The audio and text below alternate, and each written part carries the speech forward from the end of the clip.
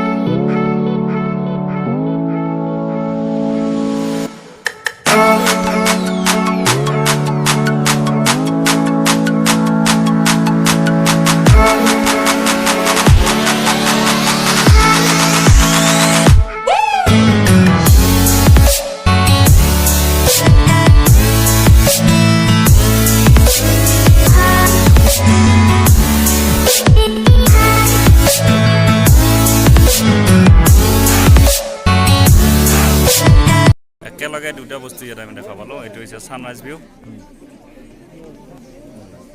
আৰু নেক্সট এই চাইডে এয়া কাঞ্চনজংঘা হোৱাইট